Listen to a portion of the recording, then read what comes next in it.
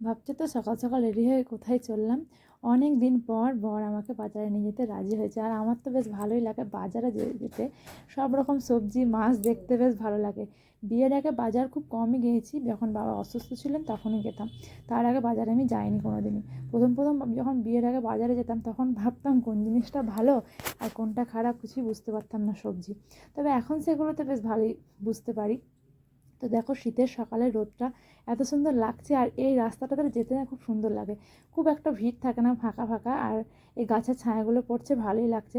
তো বাজারে গিয়ে প্রথমেই দেখি মাছ বাজারে যাই, কারণ বাড়িতে সবজি আগের দিনই এনেছিল, তোমাদেরকে ভিডিওতে শেয়ার করেছিলাম। তো এখানে দেখো সব রকম মাছের মধ্যে আমাদের একটু নেওয়ার ছিল চিংড়ি মাছ, কারণ কচুর লতি আনা ছিল বাড়িতে, তো চিংড়ি মাছ নিয়েছিলাম এই বাজার থেকে।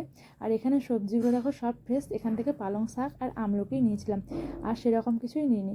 আর একটা মাছ বাজার, দুটো মাছ বাজার, তো সেকেন্ড মাছ বাজারে গিয়ে দেখলাম লোটে মাছটা খুব সুন্দর, তো এখান থেকে লোটে মাছ নিয়ে নিলাম।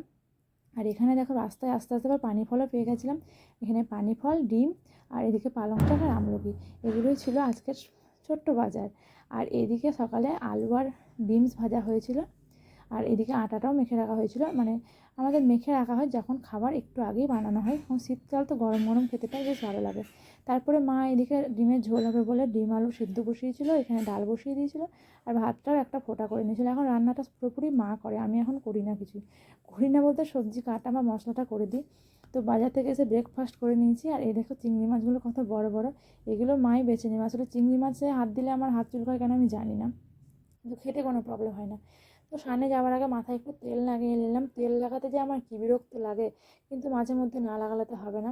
তো স্নান সেরে চলে এসেছি, আর এখানে মায়ের দেখো অনেকটা রান্নায় কমপ্লিট হয়ে গেছে। এখানে ডিম আলুটা মা সেদ্ধ করে ছাড়িয়ে রেখে দিয়েছে, আর এদিকে ভাতটা আরেকবার হলেই কমপ্লিট হয়ে যাবে।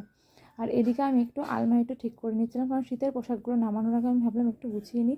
সেই পুজোর পর থেকে না আলমারিটা একদম ঠিকঠাক ছিল না, তাই আমি এখানে আলমারিটা গুছিয়ে নিচ্ছিলাম। আর এখানে একটা প্লাজো, যেটা আমার এখনও নতুন হয়েছে না, পরাই হয়নি, দেখে বেশ ভালো লাগলো যে নতুন জিনিস আমার রাখা আছে তোলা।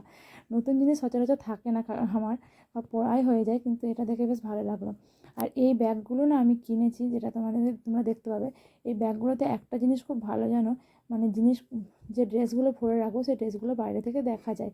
তো এই জিনিসটা আমার বেশ ভালো লাগে, যে আমি কোন ব্যাগে কোন কী রাখলাম। আর এতটাই মানে দুজনের জামা কাপড় আলমারিতে সত্যি ধরে না, আর রেন্টের বাড়িতে যে সব কিছু বেশি জিনিস আনবো সেটাও সম্ভব হয় না। তো এখানে এই জিনিসটা খুব ভালো হয়।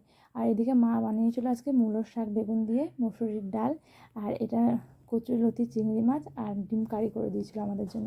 মা যদিও ডিম খায় না, কিন্তু হ্যাঁ অবশ্যই করে দেয়।